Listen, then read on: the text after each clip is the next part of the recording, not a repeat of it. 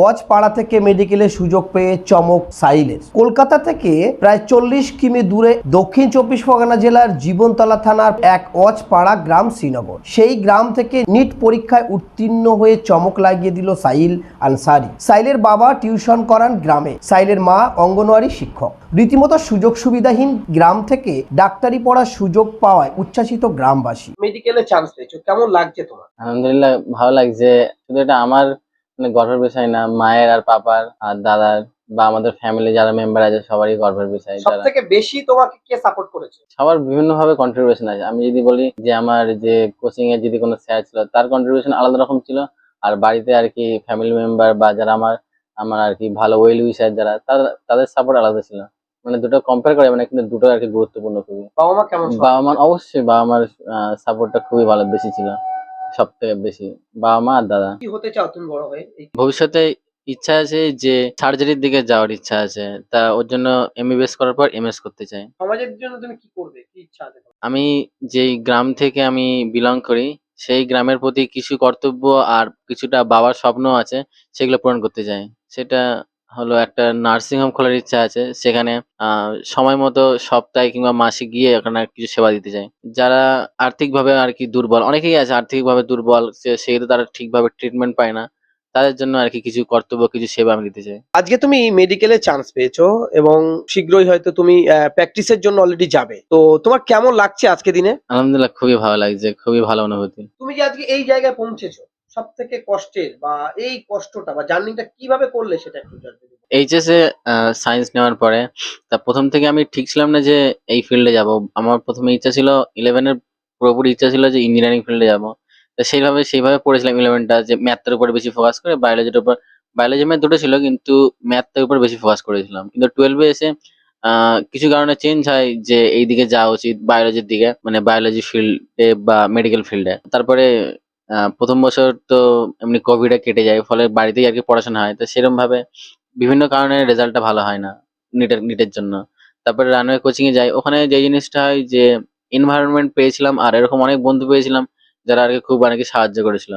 আর এমনি টিচাররা ছিল, বিভিন্ন ডাউট ফাউট হলে টিচাররা হেল্প করতো। এইভাবেই আর কি বিভিন্ন মক টেস্ট ফক টেস্ট হতো, বিভিন্ন পরীক্ষা, প্রচুর কোশ্চেন প্র্যাকটিস, এটা থেকে হয়ে গেছে আস্তে আস্তে। দ্বিতীয় বছর পেয়েছিলাম আমি 503। তা সেই বছর আর কি কোশ্চেনটার না আমি পুরোপুরি প্রিপেয়ার ছিলাম না সত্যি কথা বলতে গেলে। দ্বিতীয় বছর এবার প্রচুর কোশ্চেন প্র্যাকটিসের উপর বেশি ফোকাস করি এবং তা হয়ে যায়। সুখের দিনে আপনার ছেলের কাছে কি আশা করবে? শুধু আমার ছেলে কেন, যারাই এই জায়গায় পৌঁছেছে প্রত্যেকটা মাই চাইবে যে তার নিজের মা বাবার প্রতি তার দায়িত্ব পালন করুক, কর্তব্য পালন করুক এবং দেশের দেশের মানুষের কাছে পাশে গিয়ে তাদের দাঁড়াক এবং অসহায় মানুষের সেবা করুক। এইগুলোই চাই যে প্রত্যেক মা বাবা। আর কি বলবো। প্রত্যন্ত গ্রাম থেকে উঠে এসেছে সাইল আনসার মোল্লা। বাবা একজন শিক্ষক, কিন্তু সরকারি শিক্ষক নন, বেসরকারি শিক্ষক। তিনি কখনো সাধারণ মানুষের ফ্রিতে পড়াশোনা করান, আবার সাধারণ মানুষের পাশে দাঁড়ান। সেই সঙ্গে তার একটি আর্ট স্কুল আছে, সেখানেও গরিব ছাত্রছাত্রীদের সহযোগিতা করেন এবং আরো ছাত্রদের তিনি এভাবে কয়েক হাজার স্টুডেন্ট তিনি তৈরি করেছেন। আমি কথা বলবো, আজকে আপনার ছেলে চান্স পেয়েছে, আপনি কি বলবেন?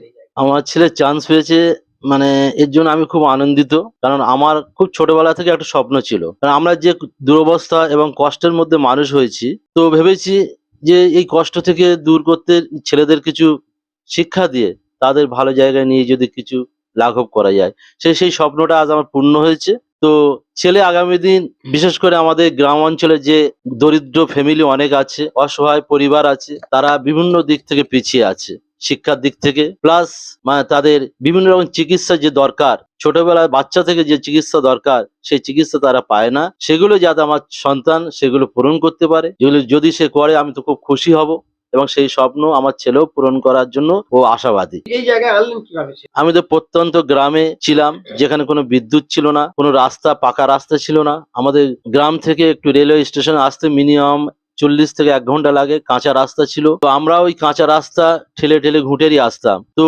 সেই জায়গা থেকে আস্তে আস্তে নিজেকে কষ্ট করে তৈরি করার পর এই ঘুঁটের দিকে ছোট একটা জায়গা নিয়ে সেখান থেকেও ছেলেদের পড়াশোনা করেছি। এবং আমার ছোট ছেলে, বিশেষ করে ছোটটা, ও নবোদয় চান্স পেল অনেক কষ্টের মাধ্যমে। চান্স পাওয়ার পরে ও ওখানে থাকে, সেইভাবে পড়াশোনা করতে করতে এইচএস এর পরে ও রানওয়ে মানে নিউ টাউনে একটা কোচিং সেন্টারে ছিল, সেই ভদ্রলোক যে স্যার ছিলেন তাসলিম স্যার, খুব সহযোগী স্যার, খুব সহযোগিতা করেন। পয়সা উনি নিতেও মানে দ্বিধাবোধ করেছে যে আপনার আর্থিক অবস্থা খুব খারাপ, আপনি যতটা পারেন দেবেন। তাই এই দিক থেকে ওনার কাছে আমি সত্যি কৃতজ্ঞ জানাই ওনাকে, এবং উনি খুব হেল্প করেছিলেন, এবং তার জন্য আমার ছেলে আজ MBBS চান্স পেয়েছে। অভাব বা দুধ, সেই দুর্দিনকে কাটিয়ে আজকে আপনি একটা সুদিন দেখছেন। সেই দুর্দিনের কথা কি আপনার মনে পড়ে না? কি হয়েছিল সেই দুর্দিনের সময় সব থেকে কষ্ট দিনটা একটু বলবেন? না, সবচেয়ে কষ্ট তো অবশ্যই খুব ছোটবেলায় আমি দেখেছি। আমার 3 ভাই, আমি ছোট। তো মেজো ভাই সংসার সেভাবে চালানোর মতো লোক ছিল না। মেজো ভাই হকারির মতো কাজ করতেন। হ্যাঁ, সে নিয়ে আসতো, আমরা দেখতাম সারাদিন পরিশ্রম করে সন্ধ্যায় কিছু নিয়ে আসলে সেইটা রান্না হতো, সেই দৃশ্য দেখেছি। তারপরে আমরা রাত 9টা-10টার সময় মা হয়তো খাওয়াতো, কারণ ইনকাম করার লোক ছিল না তখন, আর গ্রামগঞ্জে কোনো ইনকামও ছিল না। তো সেই জায়গা থেকে আমি সেই অভাবের দিনগুলো এখনো ভাবছি যে আমার ফ্যামিলির, বিশেষ করে আমার বড়দা, মেজদা বা অন্যান্য যারা ছিল তারা অনেক আমাকে সহযোগিতা করেছিলেন এডুকেশনের দিক থেকে।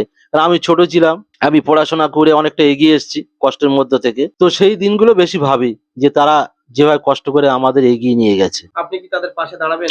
অবশ্যই, অবশ্যই আমার ভাইদের পাশে নিশ্চয়ই দাঁড়ানো উচিত, কারণ তারা যে সময় আমাকে সাহায্য করেছে বা ফ্যামিলিকে টেনে নিয়ে গেছে, সেই জায়গা থেকে আমাকে তো দেখা উচিত।